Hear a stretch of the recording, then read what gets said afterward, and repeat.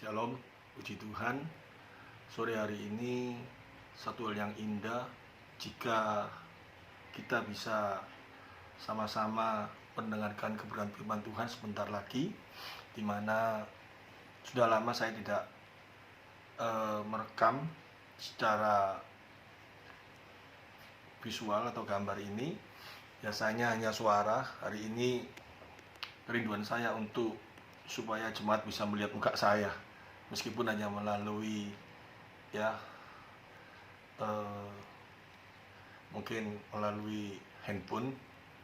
Saya percaya tidak akan mengurangi kasih di antara kita. Sebelum kita masuk dalam firman Tuhan, mari kita tundukkan kepala dan kita berdoa. Allah yang hamba-Mu tinggikan, sore hari ini kerinduan hamba-Mu untuk melengkapi kami semuanya, juga hamba-Mu di dalam kebenaran firman-Mu, supaya kasih kami makin hari makin meluap akan Engkau. Dan berikanlah kami hikmat, akal budi, satu kemampuan di dalam keterbatasan kami, di mana kami sebentar akan menerima firman-Mu yang tidak terbatas. Kami butuh hikmat, kami butuh kepandaian, akal budi, kesehatan, satu kemampuan yang Kau berikan kepada kami, sehingga kami mampu menangkap setiap kebenaran firman yang diberitakan dan menjadi berkat bagi kami semua. Bagi kami yang hari ini mungkin mengalami kelemahan, kami percaya melalui firman-Mu ada satu kekuatan. Bagi kami yang mengalami satu kegelisahan, melalui firman-Mu ada penghiburan. Oleh karena itu, konsentrasikan hati kami, supaya berkat firman-Mu ini boleh kami terima, dan sukacita damai sejahtera itu boleh hadir dalam hidup kami. Terima kasih, terpujilah nama-Mu, haleluya, amin. Shalom. Seperti biasa, saya rindu sekali untuk kita semua di dalam hari-hari ini makin mengasihi firman Tuhan, makin memuliakan Tuhan di dalam kehidupan kita sebagai orang percaya. Dan ucapan syukur tanda bagi setiap anak Tuhan. Hendaknya ini boleh terjadi di dalam kehidupan kita. Saya mau menyampaikan firman Tuhan, di mana banyak sekali orang berpikir tentang mengucapkan syukur di hadapan Tuhan. Datang di hadapan Tuhan selalu berkata, saya mengucapkan syukur, saya berterima kasih, saya mampu memuji Engkau dengan satu pujian yang luar biasa, dan tangan diangkat sebagai rasa ucapan syukur. Tetapi rasa ucapan syukur itu mungkin terjadi karena diberkati di dalam kesehatan, diberkati di dalam berkat-berkat jasmani. Kalau itu yang dinaikkan, tidak apa-apa, itu memang harus dinaikkan dalam hal itu. Tetapi sesungguhnya di dalam ibadah, jika kita menaikkan ucapan syukur, di dalam kehidupan kita bahkan kita selalu menaikkan ucapan syukur, itu bukan karena hanya itu aja. Saya masih teringat salah satu pengajar saya, di mana setiap kali dia berjumpa dengan kami pada saat itu, selalu dia katakan, puji Tuhan, haleluya, ada berkat, haleluya. Kita semua berteriak seperti itu, dan dia mulai tanya, haleluya karena apa? Puji Tuhan karena apa? Karena kantongnya penuh, karena kesehatan, atau karena apa? Nah, itu sebuah pertanyaan. Sangat teringat saya, ya, akan almarhum pengajar saya dulu itu, Pak Rantosari. Dan saya percaya kasih Allah itu begitu luar biasa. Melalui firman-Nya kita akan bisa mengucapkan syukur selalu, bukan hanya karena keadaan kita, karena uang kita banyak, karena kesehatan kita luar biasa, atau karena hal-hal tertentu secara jasmani. Tetapi hendaknya ucapan syukur itu dinaikkan karena apa? Ya, untuk itu kita sama-sama akan belajar firman Tuhan, sehingga kita bisa dalam keadaan apapun juga kita bisa mengucapkan syukur. Yang seringkali saya sampaikan seperti Rasul Paulus katakan, hendaknya engkau bersuka cita senantiasa, itu tanda seorang mengucapkan syukur. Dan itu situasi apapun juga. Rasul Paulus tidak berkata kalau engkau lagi diberkati, lagi mengalami satu hal yang mengenakan daging kita mengucapkan syukur. Kalau hal itu yang dimaksud, ya semua orang pasti bisa seperti gitu, asal mereka yang beragama. Tetapi di dalam kekristenan bukan seperti itu maksudnya. Hendaknya engkau memuji, memuliakan Tuhan selalu dalam keadaan apapun juga. Dalam keadaan apapun juga. Kenapa seperti itu? Ini penting sekali. Ya, kita nanti akan sama-sama menyelidiki firman Tuhan supaya ya, situasi apapun juga kita bisa mengucapkan syukur. Karena mengucapkan syukur itu hal yang terindah dalam hidup kita. Kalau ucapan syukur itu betul-betul dimengerti dengan baik, bukan cuma asal dikeluarkan dari mulut tetapi hatinya tidak mengucapkan syukur. Karena banyak orang yang seperti itu, hari ini keadaannya bagaimana? Puji Tuhan, dalam hatinya, kamu tidak tahu keadaanku saat ini ya apa. Bukan itu maksudnya. Tetapi dalam situasi apapun juga, yang seperti dialami sang Rasul, ya Rasul Paulus, dia mengalami satu hal yang secara jasmani tidak enak, di penjara, ada di dalam penjara, tapi dia berkata bersukacitalah senantiasa. Ya, kita semua belajar. Kenapa dia bisa berkata seperti itu? Karena dia mengenal Allah dengan baik. Ya, dan kita sama-sama membuka di dalam kitab Mazmur.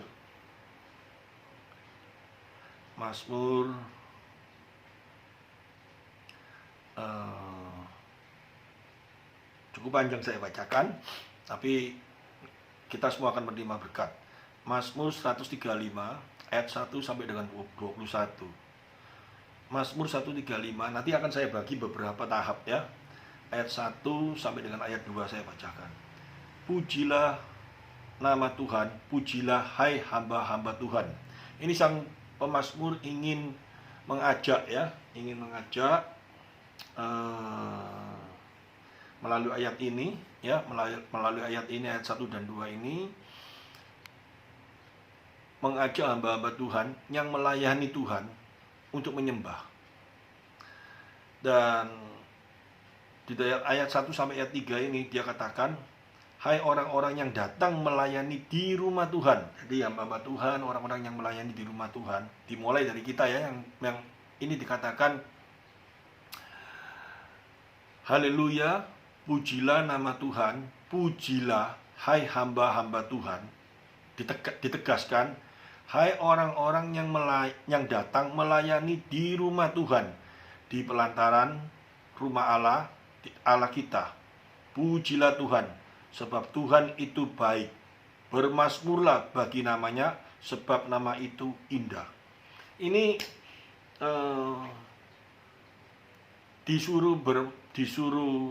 diajak ya, bukan disuruh, diajak untuk bermazmur, dalam bermazmur itu diajak untuk memuji, menyembah, memuliakan Dia, mengucapkan syukur. Itu karena apa? Ya, kita harus melihat dulu dalam kacamata Allah kalau soal yang seperti ini. Kenapa? Berlandaskan apa kita memuliakan Dia? Berlandaskan apa kita memuji Dia? Ini tidak diajarkan jika engkau menerima berkat, jika engkau dalam keadaan sehat, jika engkau dalam keadaan uangmu banyak, atau jika engkau dalam keadaan sesuatu yang senang, maka bersyukurlah, memujilah Dia. Tetapi dikatakan, pujilah hai hamba-hamba Tuhan yang datang melayani di rumah Tuhan. Memang ada beberapa orang yang saat ini tidak melayani di rumah Tuhan, tetapi kita semua mengaku sebagai hamba Tuhan. Ya, di dalam ayat ini memang ditekankan kepada hamba Tuhan dan orang-orang yang melayani Tuhan di rumah Tuhan, karena pada waktu itu tidak semua orang diberi satu kesempatan seperti itu. Tetapi dimulai dari mereka yang melayani Tuhan di rumah Tuhan. Tetapi kalau saat ini kita ingat ya, pesan Tuhan sebelum dia naik ke surga, jadikan semua bangsa muridku, hendaknya engkau beritakan Injil supaya mereka percaya dan mereka bisa menerima kasih karunia dan baptisan mereka ini semua. Itu amanat agung yang Tuhan Yesus berikan kepada kita, menandakan bahwa kita dipercaya sebagai hamba-hambanya. Dan kita kalau memang mengaku sebagai hamba Tuhan, dikatakan kita diajak harus memuji Dia, harus memuliakan Dia, harus mengucapkan syukur selalu di hadapannya. Itu karena apa? Ya, berlandaskan apa kita memuliakan Dia? Ditekankan di ayat ini bukan karena pada saat dapat uang atau apa yang tadi saya sudah ulaskan, tetapi satu hal, landasannya karena, ya, nanti kita akan baca sama dan kita nanti akan bisa melihat satu hal yang indah, ya, karena dinyatakan di dalam ayat yang ketiga, sebab Tuhan itu baik, bermasmurlah bagi namanya, sebab namanya itu indah. Nah, kebaikan Tuhan itu apa? Kalau di ayat selanjutnya ini dikatakan dalam soal karena Allah memilih bangsa Israel, ya, sebab Tuhan telah memilih Yakub baginya, Israel menjadi milik kesayangannya. Sesungguhnya aku tahu bahwa Tuhan itu maha besar dan Tuhan kita itu melebihi segala. Ya, ini hati-hati sekali. Banyak hamba Tuhan yang kebablas membacanya. Ya, A-nya ini kecil, bukan Allah. Ya, melebihi segala ilah. Karena dia ada hubungannya di ayat yang ke bawah. Saya gemas sekali ada beberapa orang untuk membaca firman Tuhan aja tidak mengerti dengan baik, tapi berani mengkhotbahkan. Kalau dikatakan sebab Tuhan telah memilih Yakub baginya, Israel menjadi milik kesayangannya, sesungguhnya aku tahu bahwa Tuhan itu maha besar dan Tuhan kita itu melebihi segala Allah. Bagaimana ini kata-kata ini bisa terucapkan? Kalau segala ilah itu betul. Kalau segala Allah, masa terus dia berkata Yesus itu lebih besar daripada Allah Roh Kudus dari Allah Bapa, karena dia datang di dunia sebagai manusia, dia mau berkorban. Itu satu pengajaran yang sangat salah dan sesat itu. Karena Yesus tidak pernah berkata seperti itu. Dia setara, karena dia Allah. Dia tidak pernah mengklaim dirinya dia lebih besar dari segala Allah. Tapi dia lebih besar dari segala ilah, itu pasti. Nah, pengertian yang seperti ini nanti ada hubungannya ayat di bawah. Kenapa dia berkata seperti itu? Tapi saya ingin menjelaskan dulu tentang ucapan syukur. Kenapa pada waktu itu ditekankan hendaknya orang yang melayani Tuhan, yang mengaku sebagai hamba Tuhan, ya, harus mengucapkan syukur di hadapannya, ya, karena pada waktu itu dikatakan soal dalam masa memilih bangsa Israel, atau kalau sekarang ini memilih kita. Bangsa Israel itu dipilih oleh Allah, ya, bukan karena sekali-kali bangsa Israel itu lebih baik daripada bangsa lainnya. Tidak. Allah memilih bangsa Israel itu karena kasih-Nya. Allah memilih bangsa Israel itu karena keadilannya. Allah memilih bangsa Israel itu karena kemahatauannya. Saya tidak mengerti. Tidak ada seorang pun yang tahu kenapa dia memilih bangsa Israel. Tidak ada seorang pun yang tahu kenapa dia memilih dirinya. Atau kenapa Allah memilih saya. Saya nggak tahu. Yang pasti karena dia mengasihi saya. Yang pasti kasih karunia diberikan kepada saya. Kenapa dia kok memilih saya? Saya tidak tahu. Tetapi kalau saya berbangga karena saya baik, saya sesat kalau saya berbicara seperti itu. Tetapi kalau dia memilih saya, itu karena kasih karunia-Nya dilimpahkan dalam hidup saya. Saya berkata yes, saya menerima kasih karunia-Nya. Bukan karena kepandaian saya, bukan karena wajah saya yang rupawan, bukan karena apapun juga dia memilih saya. Tetapi dia memilih saya karena kasih-Nya dilimpahkan dalam hidup saya. Terpujilah namamu, Engkau Allah yang luar biasa, Engkau Allah yang hebat, Engkau Allah yang dahsyat, Engkau Allah yang mulia. Aku yang sedemikian rusaknya, aku yang sedemikian bodohnya, aku sedemikian yang tidak ada artinya. Kenapa kau memilih aku? Itu dinaikkan dalam ucapan syukur. Ya, kalau itu kita mengerti dengan baik. dalam situasi apapun juga, yang saat ini mungkin karena wabah COVID ini sudah berjalan hampir 1 tahun ya kalau saya ngomong, ya kita tidak bisa beribadah bersama, kita tidak bisa mungkin melakukan aktivitas yang seperti yang lalu. Ya, banyak orang yang mengalami keterpurukan karena COVID ini, tapi kita bisa mengucapkan syukur, ya. Bukan gara-gara COVID menghalangi kita untuk mengucapkan syukur kepada Allah. Nggak bisa. Dia lebih besar dari segala ilah. Ini nyata sekali. Karena dia memilih kita. Tidak ada satu kuasa yang sanggup membatalkan pemilihan ini. Nanti kita akan baca bersama-sama. Sehingga kita mengucapkan syukur selalu. Karena pemilihan Allah kepada kita itu pasti dan selama-lamanya. Ini yang membuat kita bersuka cita. Ini yang membuat kita bisa mengucapkan syukur selalu di hadapannya. Ini kita mengerti dengan baik, maka kita akan baca ayat ini, kita akan melihat secara sesuatu yang sangat luar biasa. Kalau dikatakan, ya saya ulangi, dikatakan di dalam Mazmur 135 ayat 1 sampai dengan 21, saya baca sampai ayat yang ke-5 ini dulu. Haleluya, pujilah nama Tuhan, pujilah hai hamba-hamba Tuhan, hai orang-orang yang datang melayani Tuhan di rumah Tuhan, di pelantaran rumah Allah kita. Pujilah Tuhan, sebab Tuhan itu baik. Kebaikannya itu karena apa? Bermasmurlah bagi namanya, sebab nama itu indah. Keindahannya itu karena apa? Dikatakan di ayat selanjutnya ini, sebab Tuhan telah memilih Yakub baginya, Israel menjadi milik kesayangannya. Tetapi kalau sekarang dia memilih kita, ya, dikatakan Tuhan Yesus di dalam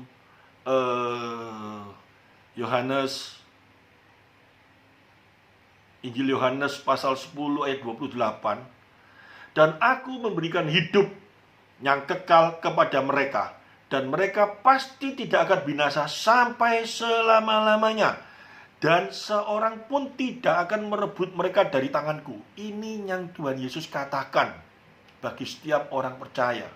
Dia yang memilih kita, dia yang memberikan kita hidup. Tidak ada satu kuasa pun yang sanggup merebut dari tangannya. Ini yang membuat kita sukacita.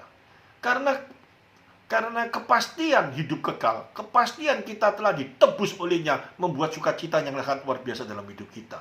Ini yang membuat kita bisa senantiasa bersyukur. Ini yang membuat kita senantiasa bisa bersukacita. Bukan yang lain-lainnya. Kalau yang lain-lainnya secara manusia, ya wajar. Kita gaji naik, kita bersukacita, kita mengucapkan syukur karena kita tahu kebaikan Tuhan dinyatakan dalam hidup kita, sehingga kita bisa bekerja dengan baik, kita bisa menerima berkat-berkatnya, kita mengucapkan syukur. Yes, tidak apa-apa, itu memang harus. Tetapi yang lebih lagi, jika kita mungkin kesehatan kita sekarang dipulihkan, yang saat ini mengalami mungkin kena COVID dan nanti berapa hari sembuh, mengucapkan syukur. Yes, itu baik sekali. Tetapi saat kita mengalami satu hal, mungkin kita kena COVID, mungkin toko kita mulai sepi, kita tetap harus bisa mengucapkan syukur. Karena apa? Satu hal yang sangat luar biasa melalui firman Tuhan ini dikatakan, karena dia telah memilih kita. Tidak ada satu kuasa pun yang sanggup membatalkan. Tidak ada ilah lain yang sanggup menggagalkan. Kata ilah bukan Allah, karena dia lebih besar dari segala ilah. Itu maksudnya seperti itu. Sehingga sukacita itu sangat luar biasa terjadi dalam kehidupan kita.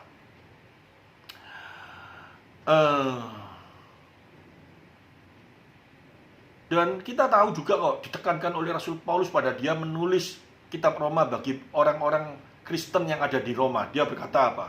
Roma 8 ayat 28. Ini satu ayat yang sangat indah luar biasa. Ya. Kita tahu sekarang bahwa Allah turut bekerja dalam segala sesuatu untuk mendatangkan kebaikan bagi mereka yang mengasihi Dia. Bagi mereka yang mengasihi Dia, Allah turut bekerja dalam segala sesuatu mendatangkan kebaikan bagi mereka yang mengasihi Dia, yaitu bagi mereka yang terpanggil sesuai dengan rencana Allah. Sebab semua orang yang dipilihnya dari semula, mereka juga ditentukannya dari semula untuk menjadi serupa dengan gambar anaknya, supaya ia anaknya itu menjadi yang sulung di antara banyak saudara. Dan mereka yang ditentukannya dari semula, mereka itu juga dipanggilnya. Dan mereka yang dipanggilnya, mereka itu juga dibenarkannya. Kata dipanggilnya, Allah yang melakukan berarti. Dibenarkannya, Allah yang membenarkan. Dibenarkan.